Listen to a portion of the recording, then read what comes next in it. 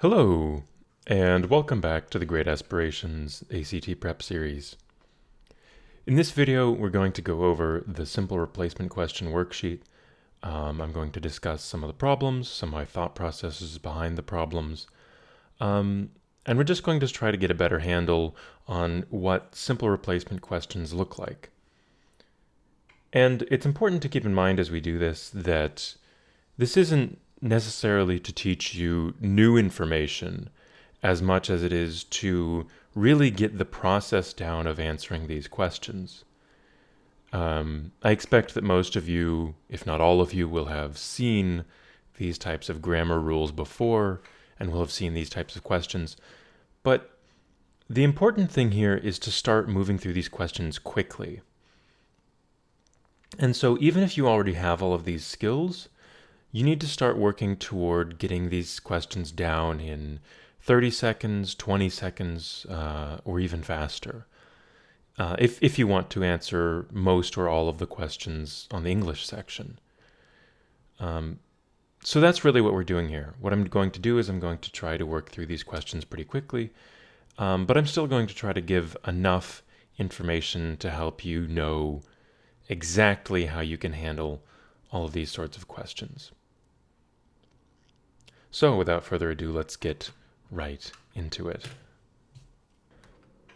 So question 1 asks, at the time I hadn't ate breakfast yet, with ate underlined. This is an example of the past participle. So when you use have with a verb, you need to use the past participle. I have eaten, or I had not eaten is what we're going for, the same way that you would say I have been instead of I have was, right? I have been here before. You wouldn't say I have was before.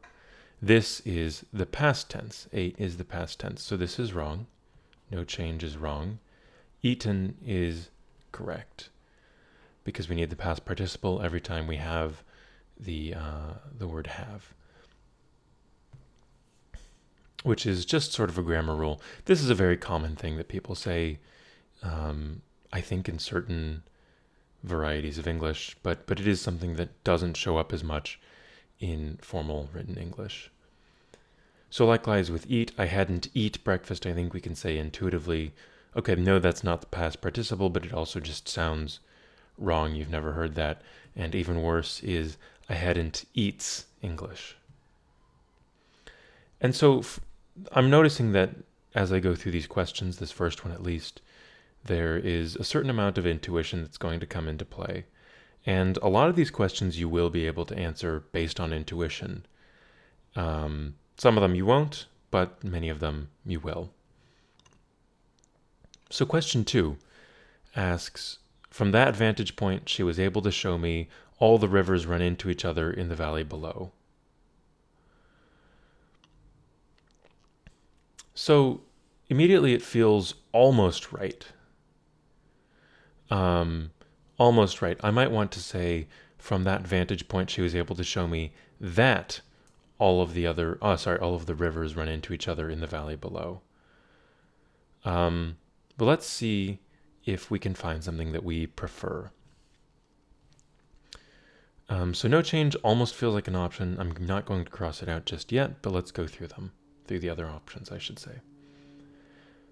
All of the rivers running. From that vantage point, she was able to show me all of the rivers running into each other in the valley below. Yeah, this is perfect. This is absolutely right. I guess what we're looking for is she was able to show me, and then we're looking for a noun or a noun phrase. And this is exactly what B is. All of the rivers running into the valley below, right? All of the rivers. She's showing us all is the noun here, and then of the rivers running into the valley below is the rest of the noun phrase. So in the original sentence, from that vantage point, she was able to show me all the rivers run into each other in the valley below. The issue here is we need sort of an object. Okay, what is she showing me? We need a direct object. And all the rivers run into the valley below is, all of the rivers run into each other in the valley below, I should say, is a complete sentence. It doesn't make a lot of sense as the object of this sentence. So no change, I think, is wrong. Each river runs into the valley below is an equivalent answer choice to answer A. Each river runs into each other in the valley below almost feels like a complete sentence. But also there's a disagreement here. Each does not agree with each other. Each river runs into each other has a disagreement in number. Run into each other seems like something that many things do, as in the original case, rivers, or in answer choice B, all of the rivers. Each river runs into each other. The river can't run into each other because there's a singular river. It doesn't run into another river. So C is wrong. All of the rivers are running into the valley below. Again, this is a complete sentence. All of the rivers are running into each other in the valley below. This would be okay if we said, show me that all of the rivers are running into the valley below. Although are running, this present progressive, also disagrees with this past tense in the sentence. She was able to show me. I would prefer to see all of the rivers were running into each other. But again, it's not right. So it disagrees with the original sentence on two fronts. This present progressive instead of this past tense, and that this is not the object. What we're looking for here is a noun. All of the rivers running. Okay. Question 3 says, I had not went home in over 24 hours, so I was thoroughly exhausted. This is exactly the same as question 1, where we have a past participle issue. And again, this is a common thing that a lot of people say, but it is not acceptable in formal written English, and the ACT is about formal written English. So the verb to go, the past participle, is gone. So you can say, I have gone home, I had not gone home. And we find that is the answer choice with answer choice C. So answer choice A is wrong because it's not the past participle form of the verb. And B is also wrong by the same token. Have not went and had not went. We need the past participle form with have. So have not went is wrong. It needs to be have not gone. Will not go is grammatically correct for the first clause. I will not go home in over 24 hours. But it disagrees with the second clause. So I was thoroughly exhausted. I will not go home in over 24 hours is in the future. So I was thoroughly exhausted is in the past. And that is nonsensical. We can't say that something is both in the future and the past at the same time. So D is wrong. Question 4.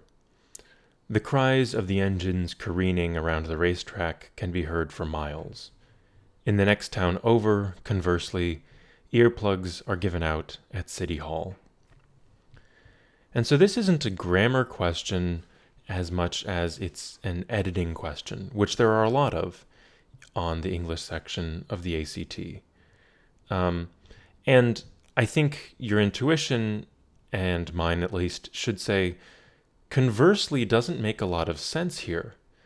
The cries of the engines being heard for miles seems to be something that makes a lot of sense if earplugs are given out at City Hall.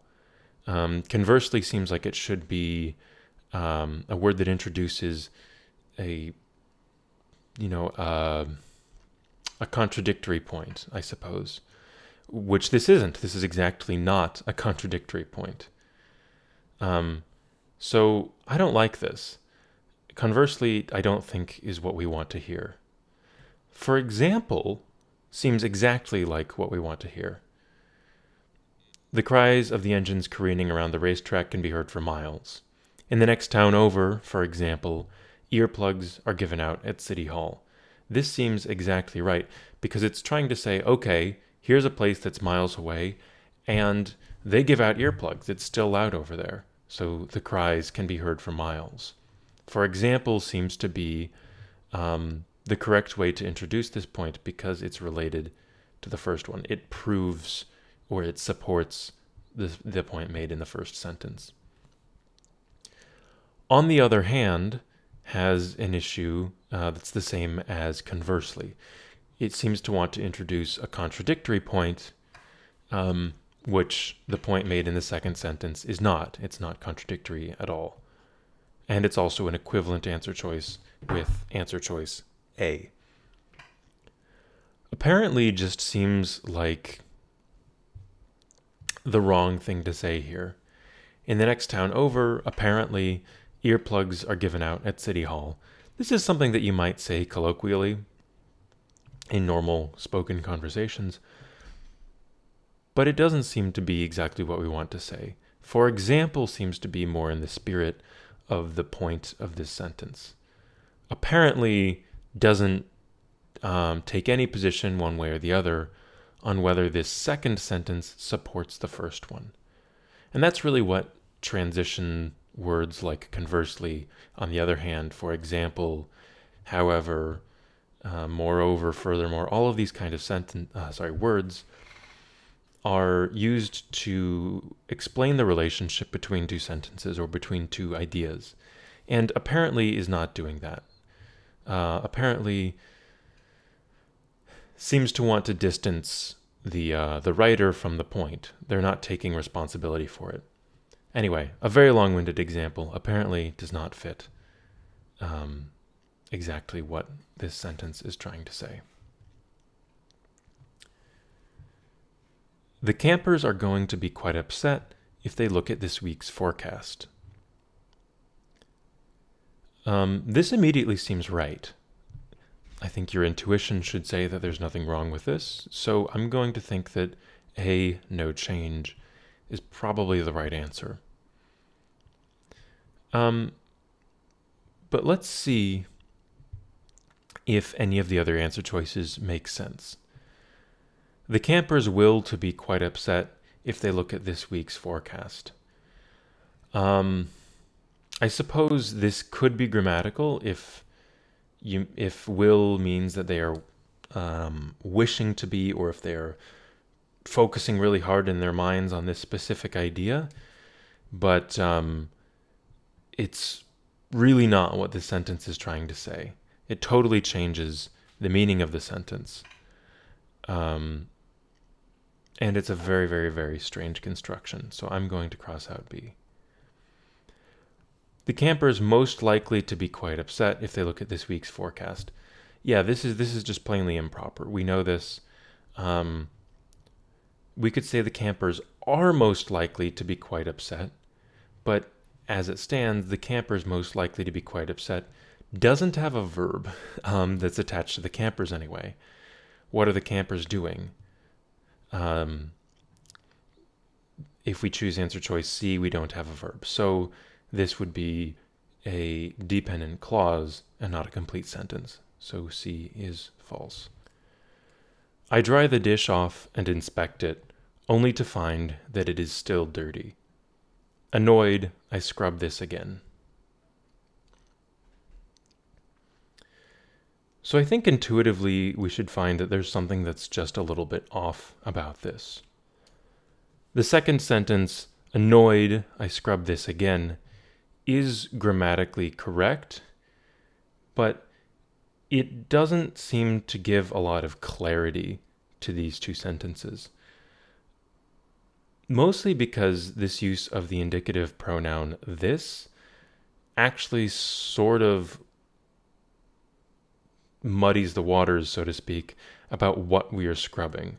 And obviously from context, we know that it's the dish that we're talking about. But we've already defined it, right? We've already defined there's only one thing that we're talking about. So an answer choice like it is much clearer. I dry the dish off and inspect it. Okay, fine. I scrub it again. That makes a lot of sense, because we need to have this singular directed object pronoun. We don't need to see whether we're scrubbing this or that or these or those. That doesn't seem to lend a lot of clarity, and that can actually sort of make our point less clear. Likewise, answer choices C and D are plural, and we know that we're talking about the dish. There's only one dish, so scrubbing them is wrong, and scrubbing these are wrong, because these both make it seem like there are multiple dishes. And as we say, answer choice A, no change, is also wrong.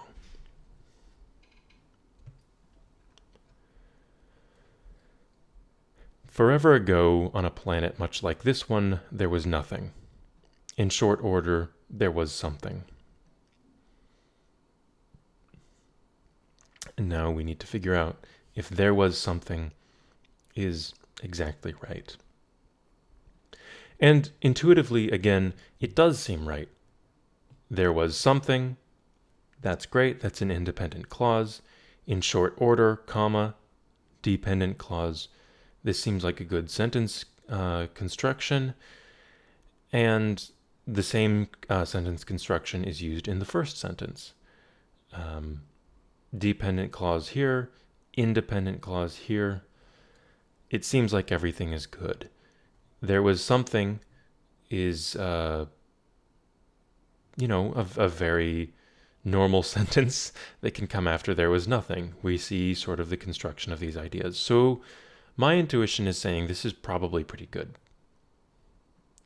But let's look at the answer choices and make sure that there aren't any better options here. By the way, if I just had this intuition for this question, I would circle no change and move on. And maybe I would review it later on, but this seems good to me. I don't think I would even look at the other answer choices if I were in time trouble. But okay, there were something. In short order, there were something. There were something doesn't make any sense because were is a conjugation for plural. There were something, but something is singular. So you could say there were some things. There were some things on the planet. That makes sense. But there were something, singular, does not make sense. So this is improperly conjugated. There is something. There is something is properly conjugated. Is a singular conjugation, and something is singular, fine. But the issue with there is something is that it disagrees in tense with the first sentence. So we're saying forever ago, and then only a little bit of time afterwards, in other words, in short order, which is still pretty close to forever ago. That's still a very long time ago. We should say there was something, because we're still talking in the past. So this is okay grammatically, but ideologically, I don't like it. It doesn't make a lot of sense. We should use the past tense. There is something. Here it was something. Here was something is a little bit strange as well, because here doesn't work very well. Again, we're talking a planet much like this one, but we're on a different planet. Here doesn't make sense in terms of distance. We use here to describe things that are very close. We use here to describe the place that we're currently in. We don't use here to describe other planets that we are not on. So here is wrong. He was never the same after that, trading his successful career for a life of aimless wandering. Here we have a comma. We have punctuation inside of the question for the first time on this worksheet. This will happen on the ACT, probably more often than this, probably more than 1 in 8 questions. I think there are some more later on in this worksheet. But whenever you see punctuation inside the question, that's probably what the question is about. And we'll notice that all of the answer choices use exactly the same word. They just use different punctuation and capitalization. So let's look at the punctuation of the original sentence. And I like it. He was never the same after that. Independent clause, complete idea. Trading his successful career for a life of aimless wandering. Excuse me. Dependent clause. So sentence is good, comma between an independent and a dependent clause. I don't have any issue with it. So immediately I think no change is the right answer. And again, if I had any sort of time issues, I would just check no change and move on. But let's look at the other answer choices. So we know, based on what I just said, about the dependent clause, which is the second clause in this sentence, that B cannot be right. And how do we know that? Well, we have a dependent clause acting as a complete sentence if we choose answer choice B. Trading his successful career for a life of aimless wandering is not a complete sentence, and answer choice B gives us that as a complete sentence. And the issue, the reason why this isn't a complete sentence, is that we don't have a subject. We might be tempted to say he is the subject, but that's not how this structure works. If we wanted to have a similar idea as a complete sentence, we could say, he traded his successful career for a life of aimless wandering. But that's not the sentence that we have. Trading is not a verb that can act upon a subject. So we have no subject, and this is not a complete sentence. Likewise, we have two more options that cannot separate dependent and independent clauses. A colon cannot separate a dependent clause from an independent clause, nor can a semicolon, at least when that independent clause is the only thing after the colon. So if we had, he was never the same after that, colon, trading his successful career for a life of aimless wandering, he never returned to his former self, that might be grammatically correct because he never returned to his former self is a dependent clause. But when we have just a period and this dependent clause, trading his successful career for a life of aimless wandering cannot stand alone, and it cannot stand alone after this colon or after this semicolon. So these are both wrong. And as I suspected, the right answer is A, no change.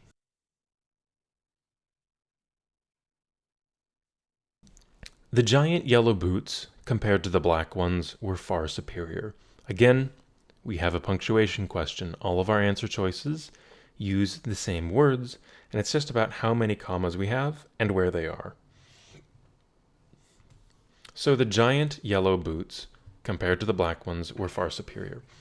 Okay, so we have two commas that we want to look at. First, we have this giant, comma, yellow boots, and then we have this one after boots. And this comma is correct.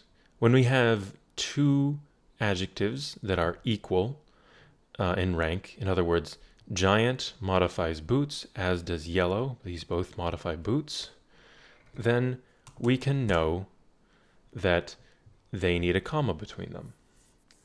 If we have an adverb modifying an adjective, then we don't need a comma between them. And if we have two adjectives of different rank, then we also don't need a comma between them.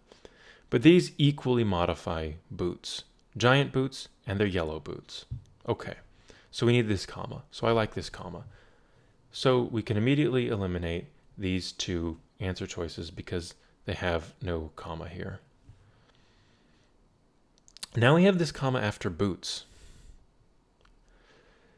And what we notice is that this phrase, compared to the black ones, is this sort of interstitial phrase. And we can use commas to separate these out. So for example, if we had the sentence, the giant yellow boots were far superior, that's a complete sentence. And something that we can do is we can put commas for these interstitial phrases. The giant yellow boots, comma, compared to the black ones, another comma, were far superior. So I also like this comma after boots, so I'm going to mark no change. Answer choice D is wrong by that token, but let's also look at what it would look like if we chose answer choice D. The giant yellow boots compared to the black ones, comma, were far superior. If we did that, we would have two dependent clauses. The giant yellow boots compared to the black ones has no verb, so that's not acceptable. There's no verb there. There's a subject but no verb, so that cannot be an independent clause. And were far superior has no subject, so that is also a dependent clause. And we can't have two dependent clauses separated by a comma. That's not a complete sentence. So D is wrong on that account as well.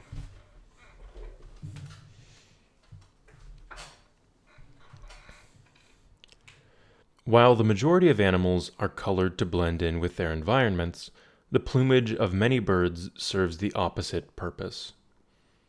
Immediately, I like this. This seems right, and I would check off no change and move along. But let's look at the rules behind that intuition. The majority of animals are colored.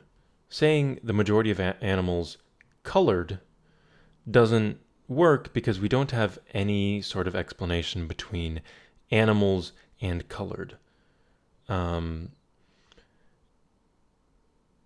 We just sort of have this jumble of words. And again, there are many varieties of English where you might say the majority of animals colored, but in formal written English, we need to explain that something is colored a certain way. They're colored to blend in with their environments. So B is wrong. We need this verb. And that is what goes with all of these answer choices. Colored is wrong. Coloring, again, coloring is this progressive verb, or coloring could be a noun, I suppose. But in this case, it would be a verb. You could say the majority of animals are coloring, but again, we just have coloring as our answer choice, so that's wrong. And colors, likewise, doesn't say much. While the majority of animals colors to blend in with their environments is just kind of a jumble of words. We could say that they have colors that blend in with their environments, but colors, again, we need a verb. So they have the colors, they flaunt the colors, whatever. We need a verb, and we don't have a verb here. So colors is wrong, which means A is the correct answer. The first half of the trip would be easier than the second. We would travel on plane for the former and by foot for the latter. And this is just sort of a matter of understanding what is colloquial. You probably have some intuition about this. You probably immediately say, well, you don't travel on the plane. That sort of makes it seem like you're surfing on top. You probably immediately say, no, you travel by plane or via plane, whatever the case may be. So I immediately don't like it. We travel with plane, again, is just something that's wrong. Over plane is just something that's wrong. By is what we're going for.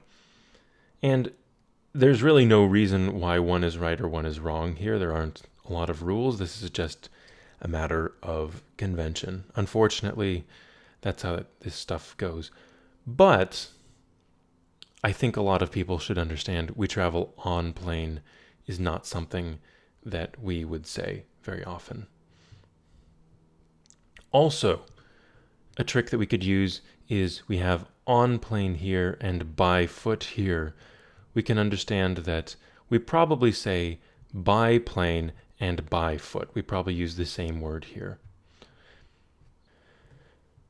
Question 12 says, mainly utilizing research from the past 3 decades, we have completely sequenced the human genome. And again, this seems right. We have completely sequenced the human genome is a complete sentence. Mainly utilizing the research from the past 3 decades, Okay, that's a dependent clause. Dependent clause, comma, independent clause. Seems great to me. These other answers, all of the answer choices, B, C, and D, are dependent clauses. Sequencing the human genome completely is not a complete idea. We are sequencing the human genome completely, would be, but we don't have a subject. Who is sequencing the human genome completely? We don't know. Again, completely sequencing the human genome is an equivalent answer choice to answer choice B. Who is completely sequencing the human genome? We don't have a subject. We need a subject, otherwise we have two dependent clauses. And that is not a complete sentence, so C is wrong. Completed sequencing the human genome. Again, who has completed?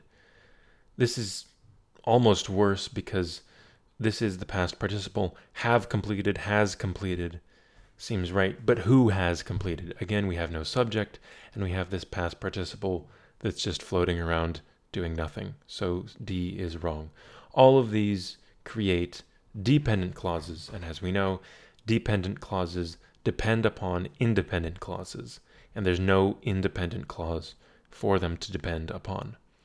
So A is right because A is the only complete sentence out of all of these answer choices. No loitering, the man said, indicating that the man needed to leave. Okay, we have a comma inside of our question. So let's look hard at these answer choices and make sure that the punctuation is right. On the other hand, we do have some different words in our answer choices. It's not a question that's exclusively about punctuation. But again, I think this one is pretty good. I would check no change and move along. A lot of the time you will know when the answer is no change and you'll have an easy time moving along. A lot of these answer choices have been no change, actually most of them on this page, but I think that you'll probably see a lot of no changes on the ACT. Okay, but let's look at these answer choices. No loitering, the officer said, and indicating that the man needed to leave. Yeah, the issue with this is that it says and, which is a fanboy's word, we know this, which means that if we take out the and, we should have an independent clause. Right? No loitering, the officer said, comma, and he indicated that the man needed to leave. I don't love the sentence, I would write it differently, but it's not grammatically wrong. But this, using the fanboy's words, the comma fanboys can separate independent clauses, and this becomes a dependent clause when we use indicating.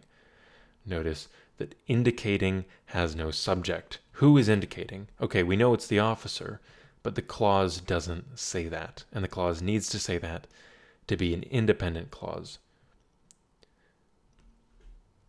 So B is wrong. C, he indicated that the man needed to leave. This is the exact opposite issue. No loitering, the officer said. That's an independent clause. That's a complete sentence if it stood alone. He indicated that the man needed to leave. Also a complete sentence. Also an independent clause. And when we have a comma between independent clauses, that's wrong. Right? We could have a period here, but we can't have a comma between independent clauses. We can't have a comma between complete sentences. So C is wrong. This is a run-on sentence. Answer choice D. No loitering, the officer said. He indicated that the man needed to leave. Again, we can't have a comma between two complete sentences or between two independent clauses. We also can't just have two independent clauses that go straight from one into the other. We need to have some punctuation. So we could have a period here if we liked. We could put a little period here and capitalize the H. But as it stands, this is a run-on sentence. It's two sentences with no punctuation between them. So this is wrong. And 13A is correct. 14 asks, it's ironic that now that he is a well-paid and successful artist whom can sell paintings all around the world, he doesn't have to pay for any of his supplies. And we have whom underlined here. I want to make a quick note about whom because a lot of people seem to struggle with it. Whom is to who what him is to he or them is to they. It's a direct object pronoun, an object pronoun, and it's used with prepositions. So about whom, of whom, from whom, the same way you would say about him, of them, from him. You can remember that with those M's at the end of these pronouns. It's just the question form of those same pronouns.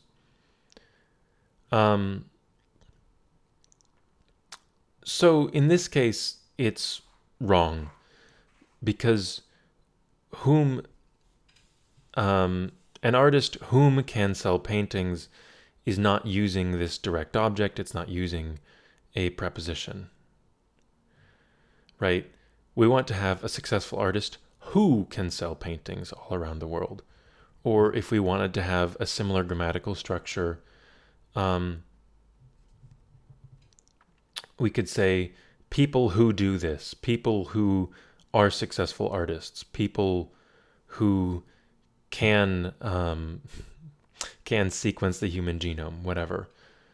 But we don't have people whom can, because they're not the object of this clause. There's no preposition that's being used here. So whom is wrong. And now we have that, which, and who. That can sell paintings all around the world, which can sell paintings all around the world, and who can sell paintings all around the world could be grammatical in certain contexts. But this is another rule that sometimes people miss, especially in normal conversations. But in formal English, using who when you can is right. We don't refer to people as that, and we don't refer to people as which in general. Again, there are some exceptions. People don't always follow this, but if you can use who, it's a good idea to use who. So when we're describing people, and we presume that he is a person, we say he is a successful artist who can sell paintings. So D is the correct answer. 15 says, if we wished to succeed in this industry, which we did, we would have to work harder than any other company.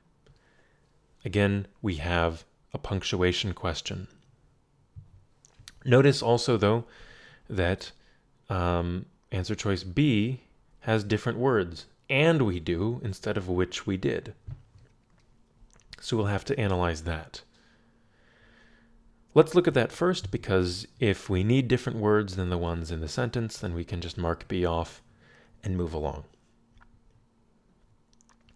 If we wish to succeed in this industry, which we did, I immediately like this better than and we do, because wished is past tense, and did is past tense. We wished, we did.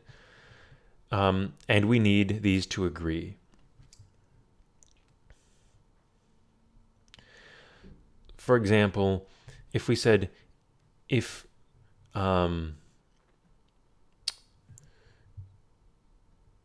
we want to succeed in this industry and we do, then we could have that, right? Because we have want, which is present tense, and do. We want, we do. Those are both present tense, so they agree. But if we say, if we wished to succeed in this industry and we do, well, that's kind of weird because we're saying we do wish, but the whole sentence is about if we wished in the past. So if we wished then, we wish now. But if we wished way back then we would have to work harder than any other company. Well, that doesn't make any sense. You know, If we're talking about way back then, and now we're saying, how about right about now, that's not explaining whether we want to succeed in this industry or whether we wanted to succeed in this industry. It's just sort of a wacky aside. And it is grammatically wrong if you're talking about the past with the present tense. So B is wrong. So now we get to look at this punctuation. We have this phrase, which we did. Oh, actually, you know what? D uses which we do as well. D uses which we do as well. So we can cross off D for the same reasons. By the way, we can use these M dashes, they're called, these long dashes, the same way that they're used here. So if this were the same answer choice, which we did with these M dashes, this would be correct.